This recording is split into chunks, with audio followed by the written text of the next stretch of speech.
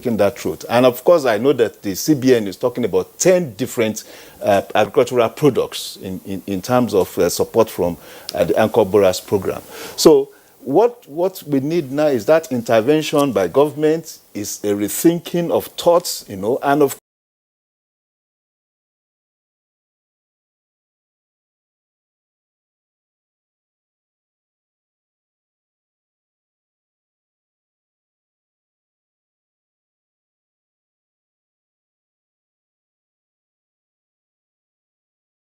So it is just time now for entrepreneurs and corporate business bodies, manufacturing bodies in Nigeria, and I can link up with what the Manufacturers Association of Nigeria said about 3 months ago, and it's as if they were looking, into a crystal ball to determine what will happen 3 months after, when they said specifically that the much access to foreign exchange by Nigerian manufacturers are making them to move away, focus from backward integration back into importation, and of course it reflected in our balance of trade in quarter 4 2019, where for the first time since 2016 we had higher importation figures than exports. So now there is a need to start concentrating on our backward integration, policies, as it were, that had been encouraged by the government. And of course, the truth of the matter is there is a lot of commercial opportunities available in the gaps, in our national demand gaps, either in the manufacturing sector, in the agricultural sector, or even in the mining sector, or even, in the oil and gas sector. There are so many things we can still do with our oil and gas domestically while we wait for the global economy to take shape, as it were. Yeah, gentlemen, so far so good, and I'd like to bring in Emeka Okengwu here. We've listened to other guests. In your opening response, you talked too much about coronavirus being a biological conspiracy theory and what have you. But the reality of the matter is that the virus is with us, and it's biting so hard and affecting the globe, economically. China, for instance, China is a nation where about 50% of manufacturing companies or industries across the globe have one plant or the other in China, churning out all manner of products. And from China, it's also being exported all over the globe, and Nigeria inclusive. By the way, majority of our manufacturers rely to a large extent on raw materials from China. I'm still concerned about the manufacturing sector. We have talked about the oil and all the, what government should do or not do in terms of oil. But there are other areas of economic well-being. Talking about manufacturing, I want you to come into this based on the fact that the manufacturing sector in Nigeria is also going to suffer a setback. And all those importations that we rely on China for are going to be, jeopardized to a reasonable extent. So, what, in your opinion, should be the kind of paradigm shift that you would expect from government and the business community in Nigeria? Thank you, Kieran. First, I think it's important we're talking to Nigerians, and everybody has a phone. And I would implore anybody who's watching to just simply do a simple Google. Okay, viruses that are classified under bioterrorism. You will find Lassa fever there. You will find Ebola there. You will find smallpox there. Okay? So it's important that when you're dealing with these issues, you just don't look at them from an academic perspective. You must be able to go a little bit deeper to be able to look at them from what you call the politics of international economic relations. China has become the very big bull in the China shop. And China is taking down the world and taking down the world very fast. Remember that this is not the first attempt at stopping China. You remember the story of the toys? When there was this outcry that the Chinese toys had chemicals and that it was not fit for children. I remember that before this happened, the Chinese government had slaughtered over 20 million of their pigs. Okay, so there's a history to what is playing out here. But let's get to the manufacturing sector so that we can be able to answer this directly. What is manufacturing? Okay, it is the production of goods, right? And then for you to be able to manufacture goods, you need inputs. Now, let us go to the agricultural sector that everybody is talking about. Prof from Kano had made some very important and salient points. Okay, what he was just simply saying is, let us segregate this thing. And if you're talking about the agricultural sector, you're talking about 4 major streams, if you may, where you have your medicinal plants, okay, where you have your cash crops, where you have your food crops, okay, and probably where you have your livestock, the crops. Now, you have a country of over 200 million persons, over 60% of them in the youthful age. Everything that goes into the manufacturing of drugs, okay, comes from 2 aspects. Either they are synthetic or they're organic. All right?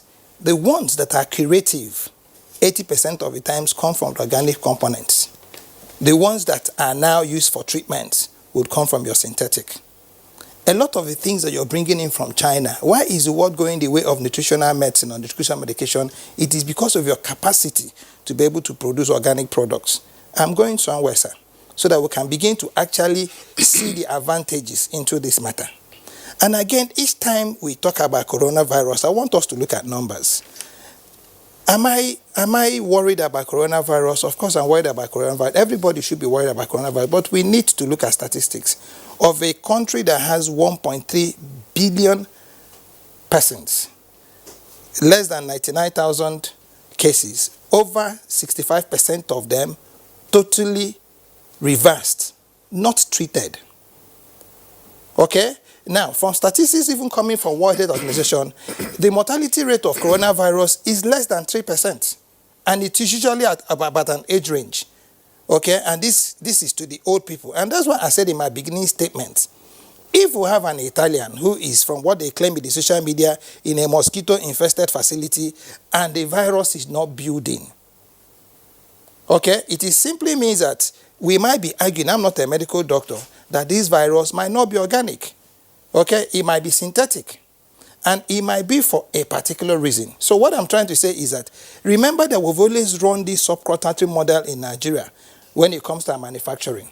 Now, question will be, Adigwe of NIPRID, I listened to your program with him, okay, and he said that they had in their facility developed a medication, okay, for the treatment of sickle cell, and another one for the treatment of diabetes. I happen to have a relationship I'm trying to build with them through the Ministry of Science and Technology. You will be shocked, I'm not going to be the one to say it here, that what they used in finding that cure for diabetes, okay, is just from 2 major ingredients. What is it?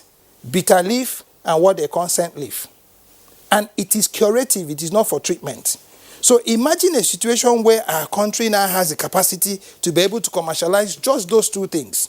I will give you another shocker, my brother. And this is important for us to note this. In our agroforestry, which is now abundant today, we have a lot of eucalyptus trees. And a lot of Nigerians do not know that the mentholatum our parents used that were very, very efficient came from eucalyptus oil and shea butter. We are talking about manufacturing.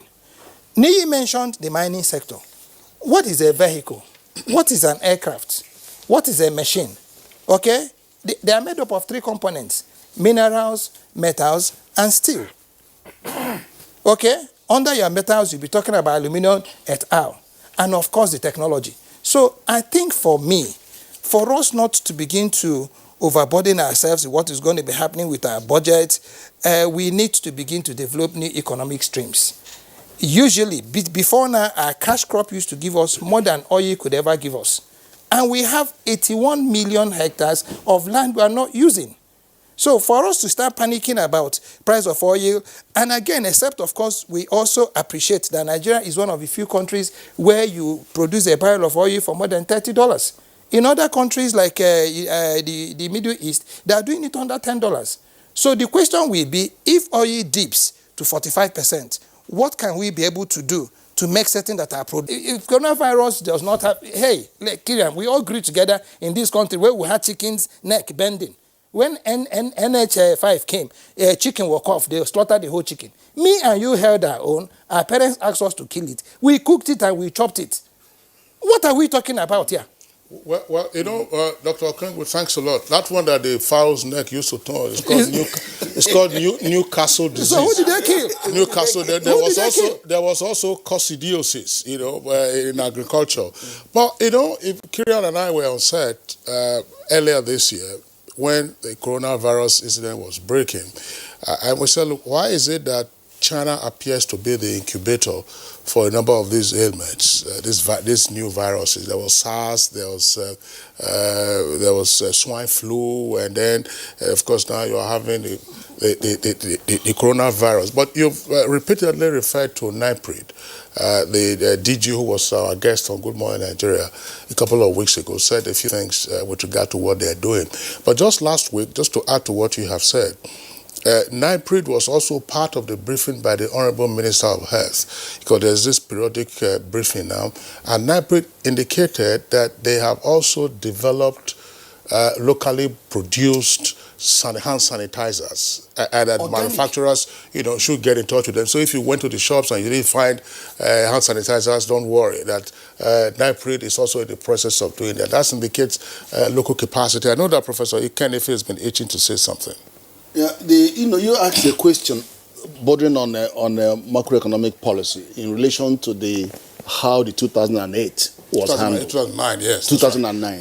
Yeah, what happened was that Sanusi was the CBN governor at that time. His approach was radically different. That money found their way to foreign countries, and we benefited by having huge sums coming from America on our portfolio investment.